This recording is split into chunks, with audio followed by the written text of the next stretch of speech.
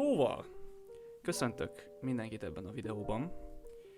Itt most jelenleg kicsit a csalódottságomat szeretném kifejezni legtöbb játékos irányába, ugyanis jó magam is gamer vagyok, nagyon szeretek játszani, és az utóbbi hetekben ugye megjelent a Skull and Bones nevezetű csodálatos videójáték, és én is ugye rávetettem magam. Én nagyon szerettem a Black Flag-et annak idején, és a Skull and Bones pedig ugye nagyon annak indult, hogy hasonló lesz, fasza lesz, és én rávetettem magam. Minden hírt, ami ezzel kapcsolatos volt, én követtem. Amikor 2018-ban kiadták a nagy gameplay trailerét, én el voltam alélva tőle, és nagyon-nagyon vártam, hogy akkor ebből végül is mi lesz. Azt most leszögezem, hogy én az Open és a Closed Beta-val is játszottam. A Closed Beta-ba beleraktam ugye azt a 6 órát, amit lehetett, és engem abszolút megvett. Tehát itt most arról van szó, hogy én egy kontextust szeretnék adni az embereknek, és akkor itt most én elmondanám, hogy pontosan a videó miről fog szólni. Az a lényeg, hogy én nagyon szeretem ezt a játékot. Nekem nagyon tetszik, és kurvára felbasz az, ahogy az emberek hozzáállnak. Mert ennek így nincs értelme. Szóval a videónak a célja, hogy ismertetem a Skull and Bones-t, hogy mi ez a játék, hogy készült, mi lett belőle, stb. Ismertetem a Black Flag-et, amennyire szükséges, aki nem ismeri, faszom, tudja, hogy miről van szó. Ismertetem a Sea of Thieves-t, mert arról van most szó, hogy ehhez a két játékhoz hasonlítgatják a játékot, és hogy mind a kettő sokkal jobb, mint a Skull and Bones, amire megpróbálok egy kis kontextust adni, hogy szerintem nincs értelme. Eleve nincs értelme összehasonlítani, meg eleve nem jobb. Tehát, hogy egyik se jobb, mint a másik, valami másik zsáner, igazából mind a három másik zsánerből indul, és aztán egy konklúziót adni a végére. Úgyhogy vágjunk bele! Kezdjük ugye azzal, hogy mi is ez a Skull and Bones tulajdonképpen. Tehát ugye ez egy Black Flag DLC-nek indult. Ugye a Black Flag, amikor megjelent 2013-ban, hatalmas nagy siker lett, és nagyon-nagyon szerették az emberek, úgyhogy nyilván mindenki szeretett volna belőle egy tök fasza kiegészítőt, és azért a Ubisoft is látta ezt, és ők is úgy voltak vele, hogy akkor na, vágjunk bele, és csináljunk egy tök fasza DLC-t ez a játékhoz. És ugye az első ötletmorzsa, amit ugye én is így utána kutakodtam és megnéztem, a játék egy 5v5 multiplayer only játék lett volna, kompetitív játék. Ugye megfogták volna ezt a hajós harcrendszer alapot, és ezt átültették volna egy olyan játékba, ahol tudtatok volna ilyen Capture the Flag, meg ilyen igazából ilyen skirmish battle-öket csinálni. Én nem örültem volna, hogyha tényleg ez lett volna a végeredmény, de ezt akarták ugye megcsinálni. És 2017-ben volt is egy játszható demo az E3-on. Én ugye például IGN-es videót néztem róla, ahol a csávó beszélt róla, hogy pontosan milyen is ez a játék, és hogy mennyire fasz, és mondta, hogy amúgy tök jó harcrendszer, tök jól működik, és tök király, és hogy kíváncsiak arra, hogy aztán ebből mi lesz. Lett egy nagy csend, semmi az ég egy világon nem jött elő a játékra, egy cinematic trailert kiadtak, és körülbelül ennyi. Tehát, hogy nagyon nagy gameplayeket nem is mutattak. És utána ugye teltek múltak az idők, ment tovább ugye a konzolgeneráció, meg a játékok, ugye elértünk a 18-as évhez, jött a God of War, jött a Red Dead, minden szemszállnak ingere, AC Odyssey, szintén ott is volt hajózás, és ugye ott én már nagyon adtam az egészet, nekem rohadtul tetszett például a víznek a fizikája, bármi. És ugye kijött aztán a Skull and Bonesból is egy újabb trailer, ahol már történt egy dolog, amiről majd akarok beszélni, a management megváltozott, meg ugye a vezetők is, és egy kicsit újra lett dolgozva a játéknak az alapja, és átmentek egy open world, kalózos. Hát, elsősorban, ahogy láttam, ugye egy single player experience-t akartak átadni. Szóval megváltozott ez a multi-only hozzáállás, és megpróbáltak egy másik formátumot, és igazából ez lett így a Skull and Bones-nak a legnagyobb problémája, hogy nem volt egy koherens egész, ami alapján el akartak indulni, és aztán azt tovább mélyíteni, és egy tök fasz a játékot összerakni, és ezt nem úgy mondom, hogy nem lett az, mert szerintem amúgy jó lett a játék, csak hogy nem volt ugye egy pontos cél, hanem mindig valami eszébe jutott az embereknek. És én, amennyi időt eltöltöttem a játéknál, vagy játékkal játszva, mert ugye én az Open Beta-ba beleraktam 40 órát, egy bizonyos szintig lehetett eljutni, 40 óra játék után megjelent a játék, és én abban most jelenleg 98 órával rendelkezek, szóval tudom, miről beszélek, és tudom, hogy a játék milyen, és én azt vettem észre ennyi idő alatt, hogy próbálnak a lehető legjobban eltávolodni az Assassin's Creed-től, hogy ez egy önálló projekt, egy önálló játék, nem feltétlenül van köze az ACI-hoz, maximum annyi, hogy kalózos ez is. Nem véletlen rakták át a Karib-tengerről az Indiai óceánra. Ez lett a végeredmény, hogy egy ilyen open world játékot akarnak csinálni, és ugye 2018 után szintén eltűntek eléggé a süllyesztőbe. Nem lehetett hallani semmit a játékról rengeteg ideig, és aztán pedig 2021-ben, ha jól emlékszem, vagy 22-ben pedig aztán újra előjöttek, ugye én akkor már rendszeresen követtem őket Twitteren is, hogy milyen újdonság jön ki, milyen híreket hoznak be, stb. És utána akkor jött ki egy ilyen kis trailerük, hogy egy online live service videójátékot szeretnének csinálni, aminek ugye az a lényege, hogy kiadnak egy játékot úgy, ahogy lesznek benne ugye tartalom, stb. És aztán seasonökkel folyamatosan fogják update-elni, hoznak be új dolgokat, új hajókat, új eventeket és hasonlók. Igazából, mint mondjuk akár a Rainbow Six Siege is működik. Tehát, hogy lett egy alap, megcsinálták a játékot, nem volt annyira sok minden benne megjelenéskor, viszont szépen seasonökkel építgették a játékot, és a videónak az egyik szereplője is, a Sea of Thieves is pontosan ugyanígy működik. És majd arra ki fogok térni, hogy hát az sem volt egy fáklyás menet, ahogy ugye a Sea of Thieves elindult, de erről majd lesz. Skull and Bones végre megjelent, lehetett vele játszani. Én tavaly, tehát 2023 decemberében tudtam a closed beta-val játszani, és én ott abszolút meg lettem győzve, nagyon-nagyon tetszett a harc, nagyon tetszett az, hogy működik a hajó. Sokaknak nem jött be a stamina, szerintem annak is van értelme, főleg endgame-be, ahol már kiütközik az, hogy inkább skillful, meg buildful gameplayt kell játszanod, nem pedig arcade, és oda kell is a stamina. Ugye a játék alapvetően arról szól, hogy te kapsz egy hajót, amit jól elveszítesz a játék legelején, és kidobnak téged egy ilyen faszomtutajba. Onnan kell magadat felépítened, mint egy hadúr, egy kingpin, egy legbaszóbb kalóz a világegyetembe, aki a legkirályabb ember. Innen indul egy ilyen fejlődési folyamat, hogy minél nagyobb hajókat szerez, minél erősebb hajókat, erősebb fegyvereket, és ugye Infamit, azaz XP-t tudjál szerezni, és ugye itt jönnek be sablon küldetések, aminek a során igazából csak gyűjted az XP-t. De az alapja a játéknak a harc, és az, hogy minél faszább hajókat tudsz szerezni.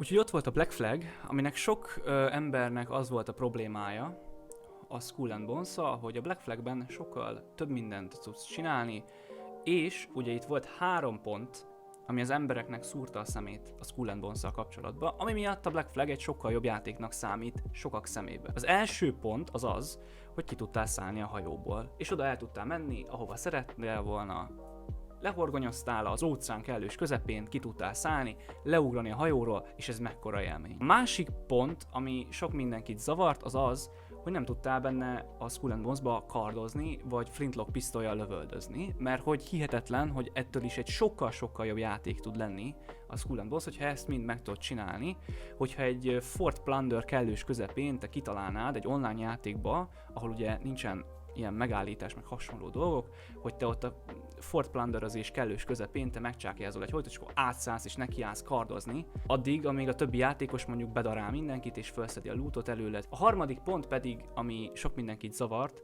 az pedig az, nem tudsz a szárazföldön csinálni semmit. Amit én meg tudok érteni, hogy valakit zavar, én az a játékos vagyok, aki észreveszi azt, ha most megnézed, hogy néz ki a szárazföldön a gameplay, hogy mennyire clunky és mennyire szar, hogy emiatt nem csinálták meg azt, hogy te tudjál kardozni bárkivel is, és tudjál flintlock pisztollyal lövöldözni, és hogy át tudjál bordolni más hajókra. Emiatt van az, hogy másra fordították az energiát és a fejlesztési költségeket szerintem, mert a szingapúros srácok, akik a Black Flaghez és az Assassin's Creed 3-hoz is csinálták egyébként a hajós harcokat, nem ehhez értenek. A Black Flag azért tud egy annyira szórakoztató és egy annyira királyjáték lenni, mert az egy Assassin's Creed, amiben kalózok vagytok. Az nem egy kalózos játék, amiben asszaszinok vagytok. Szerintem ez egy különbség. Legalábbis az én mindsetem így működik. A Black Flag azért tök király, mert ott az AC franchise, ami 2007 óta működik, épülget egymásra folyamatosan, ott volt az AC3, amiben behoztak egy hajózást, és akkor erre felépítettek egy játékot. Azért tudsz kiszállni a hajóból, mert ezt az AC-val meg tudod csinálni. A Skull and Bones-nak nem az a lényege, hogy te kardozni tudjál. Annak a játéknak az a lényege, hogy vannak a hajóid, amiből egyre többet tudsz szerezni, és buildeket rakjál össze. A hajók a lényeg.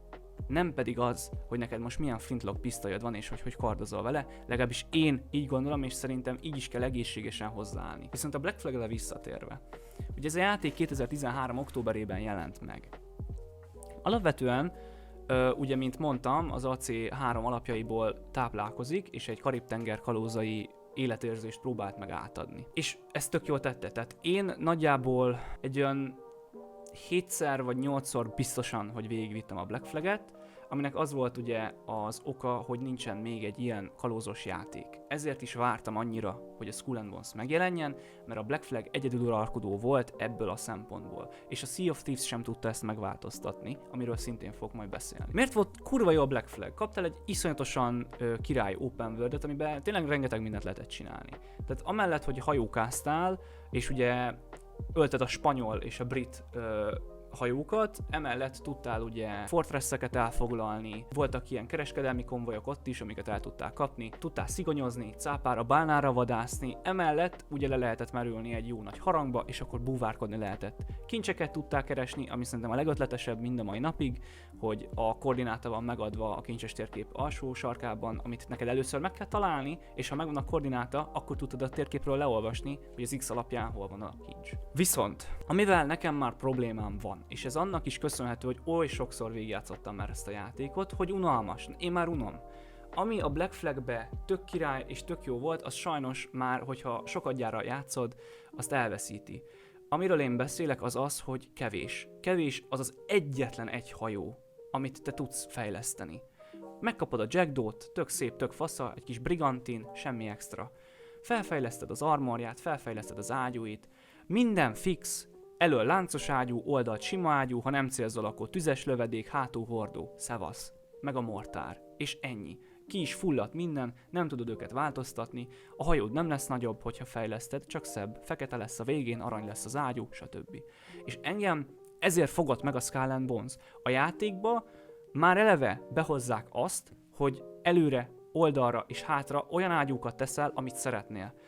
Azt szeretnéd, hogy long cannon legyen, ami messzire jó és pontosan tudsz előni? Berakhatod, de akár körbe berakhatod mindegyiket. Jobban tetszik neked az, hogyha közel tudsz menni, és akkor berobbantani egy jó nagy demi cannonnel, ami egyszerre lövi ki az összes lövedéket, ezt is meg tudod tenni. És nekem ez az, ami sokkal jobban tetszett, és sokkal jobban hiányoltam a Black Flagből, hogy nincs meg az a megkötés, hogy megkötik a kezedet, hogy nem tudsz csinálni igazából benne semmit, csak ugyanazt. És hogyha már sokadjára játszod, akkor ez kijön. Addig, amíg azokról az emberekről beszélünk, akik most hételik a játékot, és visszamentek Black Flagezni, mert most olyan híreket lehetett olvasni, hogy 200%-kal megnőtt a Black Flag játékosok száma. Én meg vagyok győződve arról, hogy ezek olyan emberek, akik valamilyen szinten idősebb játékosok, annak idején 3-szor végigvitték a Black Flag-et 2013-ba, és azóta hozzá se nyúltak, és megszépítette a nosztalgia ezt az egészet. És most kijött egy ilyen játék, ami nem nyerte el a tetszésüket, és visszamentek Black Flagezni. Ezeknek az embereknek azt is javaslom, hogy tegyék ezt, de ne hételjenek, mert nekem ezzel van a bajom, szintén a videó végén kifejtem. A másik probléma a Black Flag-gel szerintem az, hogy a grafika outdated. Elég legyen abból, hogy egy 11 éves játékra azt mondjuk, hogy sokkal szebb, mint a Skull and Bones. Ez ugyanaz, mint amikor azt mondja valaki, hogy a sokkal jobb a GTA San Andreas, mint az 5, aminek semmi értelme nincsen. Szerintem a Skull and Bones mérföldekkel sokkal szebb és sokkal jobban néz ki, mint a Black Flag, de hogyha ezt objektívan megnézzük, akkor persze látszódik. Nyilvánvalóan, és ezt aláírom és kiemelem, hogy vannak dolgok a Skull and Bones-ba, amik nem néznek ki jól. Persze, a karaktermodellek nem szépek. A sekély vizek sematikusak és nincsenek nagy hullámok.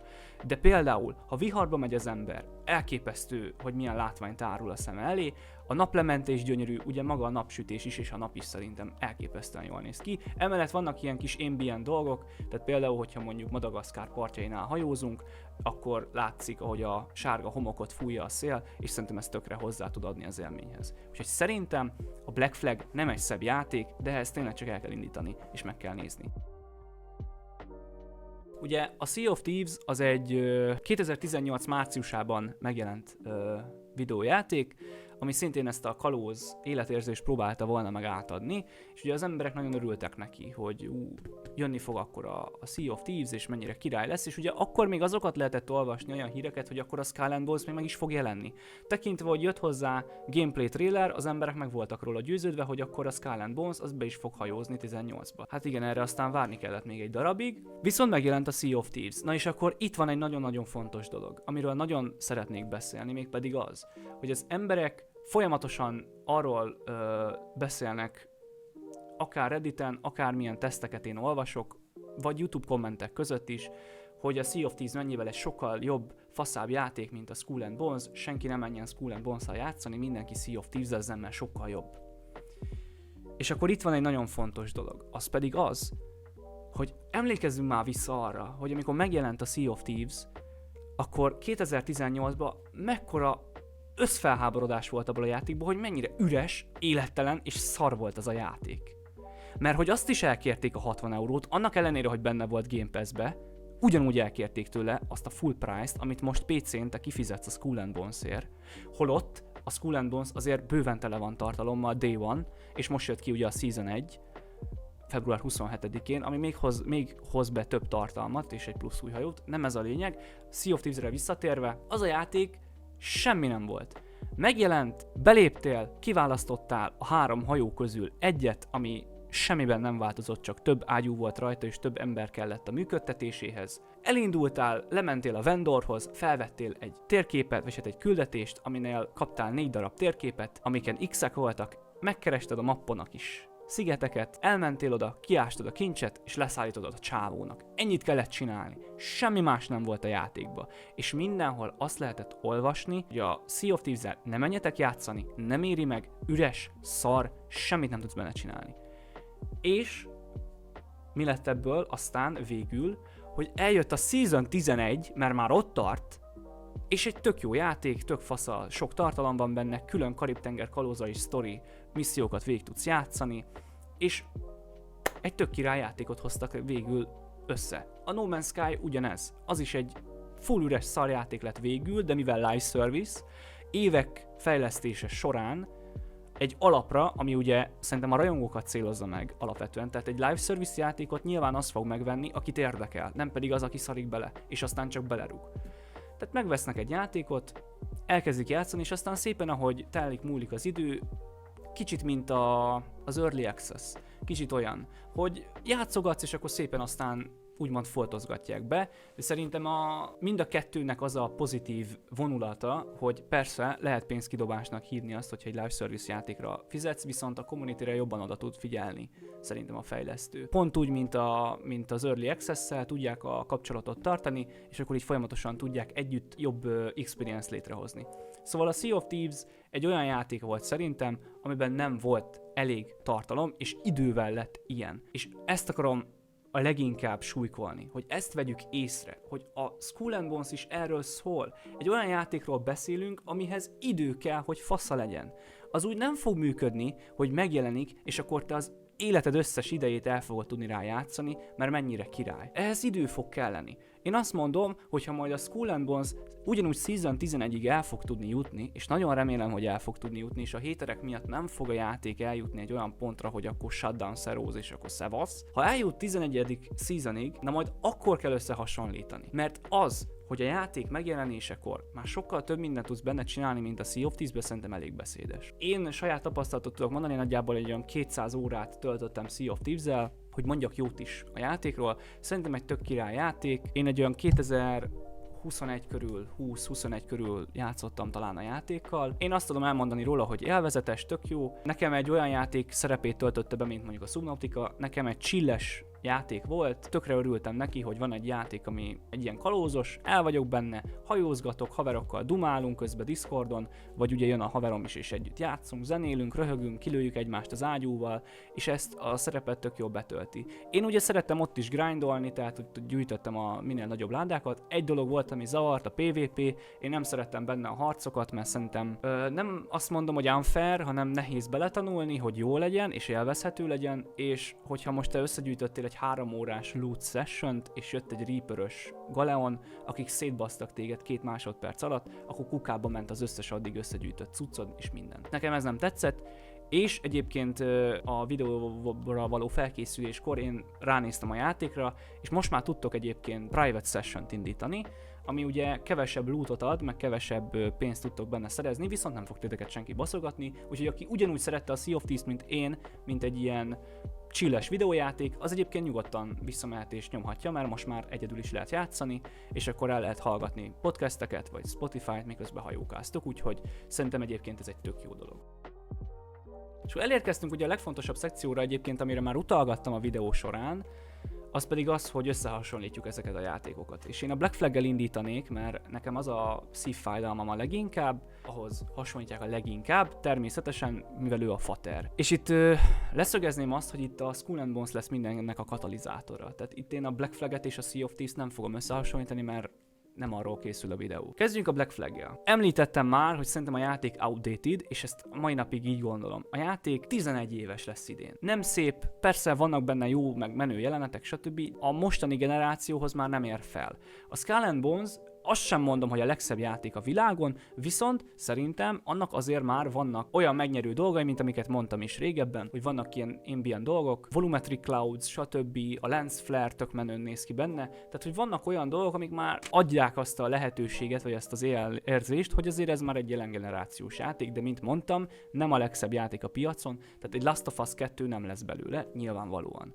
De nem is az a cél szerintem. A Black Flagre visszatérve szerintem a harcrendszer, mint mondtam már, repetitív lesz egy idő után, mégpedig a build lehetőségek hiánya miatt. Az, hogy neked megvan adva alapból, hogy miket tudsz csinálni, szerintem amiatt a Black Flag egy idő után kifullad, és én azon a stádiumban vagyok, hogy én már nem élvezem a Black Flaget. Tehát én már tényleg nagyon sokszor végigjátszottam, 100% voltam is többször is a játékot, modoltam is rengeteget, tehát például a Queen Anne's Revenge hajóval rengeteget játszottam, ami ugye Keteszakál hajója.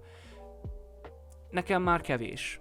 És pont ez a legnagyobb hibám benne, ami azóta is zavar, mióta játszok, meg mióta szeretem, hogy nincs új hajó benne. Kapsz ugye lehetőséget a sztori folyamán, hogy egy Manowar tudj irányítani, vagy ugye az említett fregattot, a Queen Anne's Revenge, de ha nem modolod, akkor az Open World-be ezekkel úgyse fogsz tudni játszani. És engem ez nagyon zavart. A másik pedig, ami ehhez valamilyen szinten kapcsolódik, egyszerűen nincsen benne customization. Tehát, hogy ami akkor volt 2013-ban, persze, az tök jó. Mit tudsz csinálni a Black Flagbe? Tudsz vitorlát állítani, kormányt, meg figurheadet. És itt ki is fulladt minden.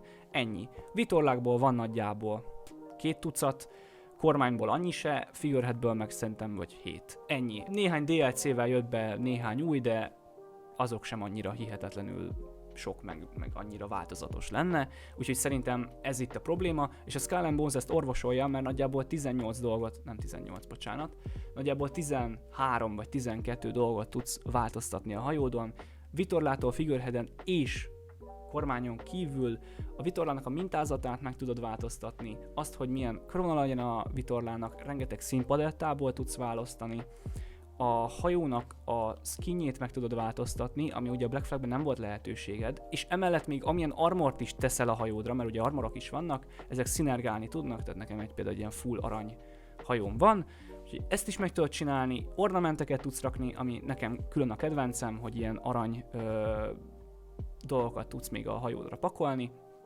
szóval tényleg elképesztő dolgokat lehet művelni a hajóval, ami szerintem tök király, és nekem ez nagyon hiányzott a Black Flagből. És ami szerintem sok embernek még nagyon zavaró a Skull and Bones, hogy nincsen benne sztori. És ugye itt feljön a kérdés, hogy egy ilyen live service játékban alapvetően miért kéne bármiféle sztori. Persze meg tudom érteni, hogy vannak akik a sztori játékokat szeretik, én is amúgy single player játékos vagyok elsősorban. És ugye itt a Black Flag, ami egy érdekes dolog, mert szerintem a Black Flagnek a sztoria piszkosul unalmas. Nem azt mondom, hogy feltétlenül a sztori unalmas, szerintem szarul van tálalva. Az, hogy minden küldetésnek nagyjából 70%-a arról szól, hogy te kimész a szárazföldre, és embereket követsz, kurva unalmas. Tehát, hogy hallgatod, miről pofáznak, aztán annyiból változik, hogy eavesdroppolni kell, akkor meg közel kell menni hozzájuk, fos. És amúgy, most őszintén, hogyha az assassinokat nem vesszük a képbe, miről szól a Black Flag? Arról, hogy Edward gazdag akar lenni. Miről szól egyébként a Skull and Bones, hogy te legyél a leggazdagabb, legnagyobb kalóz? Akkor miről beszélünk? Miért kellenek hozzá karakterek? Miért kéne hozzá dráma, hogyha alapvetően egyébként a kalóz sztori nem szól semmi másról, csak hogy gazdag legyen. Tehát nekem ez a problémám. Persze, én megértem, hogy a Mary Readdel, stb. Ezzel a Black Flagbe vittek be drámát, és tök király volt, tök fasza volt, de mondtam is azt is, hogy ez egy Assassin's Creed játék, ami alapvetően kalózos témába épül. Persze, nekem nagyon tetszett mondjuk fekete szakál ábrázolása is, tényleg tök király volt, de nekem a Skull and Bonesból ez nem hiányzik. Minden párbeszédet csak skippelek, mint minden RPG-be, amivel játszok. Akkor meg nincs értelme. Nekem a sztoriról így nagyjából ennyit. A Black Flagnek jó lett volna, hogyha az előadás módja is tök fasza. Tehát, hogy nekem ez a követgetős szarság, aztán hajóval követni, az is ki a faszt érdekel. Szóval így nekem minden Black Flag gameplayem úgy nézett ki, hogy amint megadták a hajót és az open world-et, én már mentem is kimaxolni. Mert a hajózás érdekel, és ezért imádom a Skull and Bones-t is, mert az meg arról szól. Így nagyjából én ezzel tudom ezt a két játékot így összehasonlítani, hogy ezek azok a pontok, amik szerintem így összemérhetőek.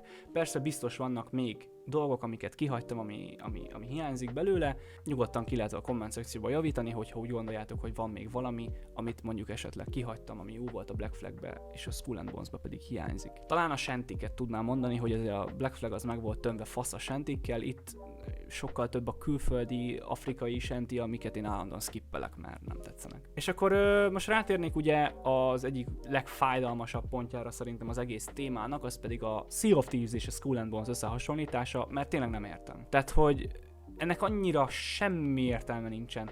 Teljesen más zsáner, teljesen máshogy néz ki a két játék, másról szól, annyiba hasonlítanak, hogy mind a kettőbe kalózkodni kell. Ennyi. De a Skull and Bones egy arcade RPG, amiben hajókat tudsz magadnak gyűjteni, stb. Sea of Thieves meg nem tudsz benne semmit csinálni. Tehát, hogy mármint idézőjelben mondom ezt, ott nincsen progression. Van egy hajód, ami adott, van rajta az ágyú, ami adott, az ágyú sose fog többet sebezni, csak másfajta lövedéket tudsz rajta kilőni, a kardot sose fog többet sebezni, csak szebb lesz milyen, hogy attól függően miért veszel, a blunderbussot sose fog többet sebezni, attól függ, hogy miért veszel, csak a kinézete fog változni, és így nincs progression, tehát ott tényleg a skillről szól a harcrendszer, hogy tudtok csapatban dolgozni, viszont ellenben a Skull and Bones pedig tényleg ezt az RPG-s vonalat követi, ami az endgame-re még jobban ki fog csúcsosodni. Tehát ott sokkal fontosabb az, milyen buildet használsz, haverjaiddal hogy kommunikálsz. Tehát például ott már azért vannak olyan 13-as, 14-es fortok, amik olyan szinten meg tudják izzasztani az embert, hogy nem mindegy milyen kaját használsz, nem mindegy, hogy menedzsered a staminádat, vagy főleg, hogy milyen hajót használsz. Tehát hiába van ott a Brigantin, azt tudod a legnagyobb szintre most kihúzni jelenleg, lehet, hogy egyszerűen olyan hamar megölik, hogy kell a snow, hogy tankosabb legyél és sokkal több lövést tudják kibírni. Szóval én így gondolom, hogy a Sea of Thieves-nek nincs értelme az összehasonlításnak. Az egyik egy sandbox játék, ahol ledob téged és akkor fanoltok, a másik pedig egy RPG, ahol pedig ezt a kalózos dolgot próbálod igazából csinálni és fejlődni. Úgyhogy szerintem ennek az összehasonlításnak semmi értelme, és nem értem, hogy miért csinálják az emberek. Ráadásul, ugye már azért a Sea of Thieves, mint mondtam, sokkal nagyobb szinten tart, mint a Skull and Bones, majd 3 év múlva kell megnézni, vagy 4. Hogy akkor tényleg van-e értelme összehasonlítani, mert most nincs. És akkor itt a legvégén szeretnék azért egy ilyen kis konklúziót, egy ilyen kis mini rendet beadni, ugyanis engem pont ez zavar. Miért kell ennyire hételni bármit is? Tehát, hogy ennek mi az értelme? Amikor megjelent a játék, és ugye szépen jöttek ki a kritikák, engem nem feltétlenül befolyásol egy kritika, nekem egy ilyen útmutatót tud adni, hogyha valaki egy jó objektív per szubjektív kritikát készít bármiről. Én azért szeretem meghallgatni, mert kíváncsi vagyok, hogy másnak milyen véleménye van, és mennyire ütközik velem. Innen is készítem el ezt a videót, mert rohadtul nem értek egyet azokkal az emberekkel, akik folyamatosan cseszegetik ezt a játékot, mert szerintem alaptalan. Amivel probléma van, az, hogy ne csak mosdassam a Skull and Bones-t, az tényleg az ára a játéknak, mert piszkosul sokba kerül, 70 euró a konzolos verzió, azt hiszem 60 pedig a PC-s, és ez tényleg nagyon-nagyon-nagyon sok pénz. Ezt tényleg csak azok az emberek fogják kiadni, mint például én is, aki vagy kőfan, vagy tényleg bízik ebbe az egészbe, és kíváncsi rá, hogy neki bejött a béta alapján, fogalmam sincs. Szerintem én is azt mondom, hogy az, akinek amúgy bejön a game, de nem hajlandó magát még elkötelezni, az várjon vele, vagy próbálja ki a 8 órás free dolgot, amit most bevezetett a Ubisoft, vagy ugye a Ubisoft Plus keretein belül pedig ugye ki tudjátok próbálni szintén a havi előfizetésben ezt a játékot. Szóval szerintem tényleg az ár az, ami nagyon-nagyon-nagyon-nagyon befolyásolni tudja azt, hogy hány emberhez emberhez jut el, viszont az, hogy most folyamatosan olyanokat írosgatunk a játékról, hogy így szar, úgy szar, nem tudsz kiszállni a hajóból, én ezt már rohadtul unom. Tehát most őszintén, szerintetek egy jobb játék lenne mondjuk a Forza Horizon sorozat, hogyha ki tudnál szállni a kocsiból? Tehát, hogyha van egy játék, aminek nem az a lényege, nem a köré épül, akkor miért vársz el tőle egy olyan lehetőséget? Mert pedig a Forza is mennyire fasza lenne, hát olyan lenne, mint a GTA, nem? Ennek így nincs értelme. A hajó köré lett építve minden, a Naval Combatet mélyítették el amennyire csak lehet, és arra húztak föl mindent. Most neked miért kéne még azzal is baszakodnod, hogy milyen kardot használsz, melyik flintlock jó, mire, stb. Szerintem kivenne az élményből. Az, hogy most egy cutscene a bordolás, az ne legyen már ekkora nagy probléma. Tehát szerintem nem ettől lesz egy játék jó vagy rossz. Annyira meg végképp nem rossz, hogy Metacritiken 30 pontot kapjon a 100-ból, meg 50-et.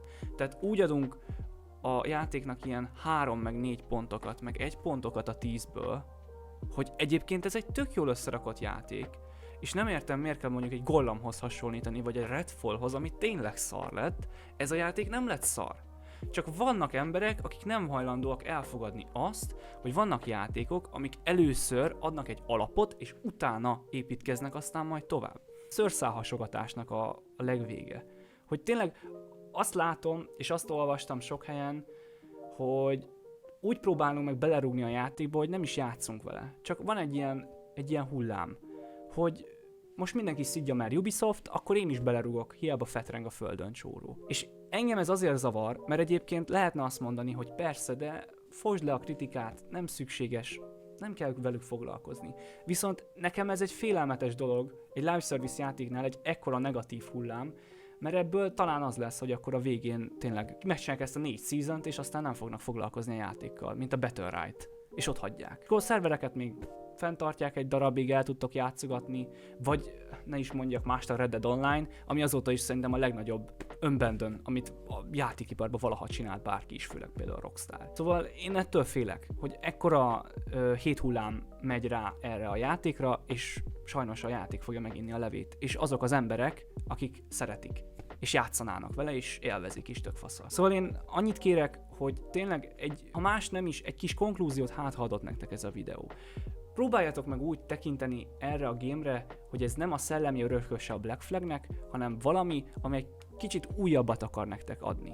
Valami mást. Hogy másfajta hajókkal tudjatok játszani, más factionöket ismerjetek meg, viszont a hajózást ugyanúgy tudjátok élvezni, és ugyanúgy tudjátok csinálni. Úgyhogy nekem igazából ennyi lett volna ez a videó, remélem, hogy tetszett. Engem nagyon zavar ez az egész mizéria, ami most kialakult a játék körül. Tényleg én nagyon-nagyon-nagyon kedvelem, és nagyon tetszik. Azt már kevésbé, hogy szerintem a Season 1, ahhoz képest, hogy az Endgame után én mennyi mindent csináltam, szerintem nekem most kevés, az, hogy egy hajót hoztak be. Viszont én követem a streameket, a decket ugye, amin megbeszélik a fontosabb dolgokat a játékkal kapcsolatban, és ott nagyon sok izgalmas új részlet derült ki, úgyhogy én nagyon-nagyon szeretem ezt a gémet, nagyon bizakodó vagyok, hogy a jövőben milyen lesz, és nagyon remélem, hogy ti is azért egy kicsit másképpen fogtok ezután tekinteni rá. Én köszönöm szépen a figyelmet, és szavaztok!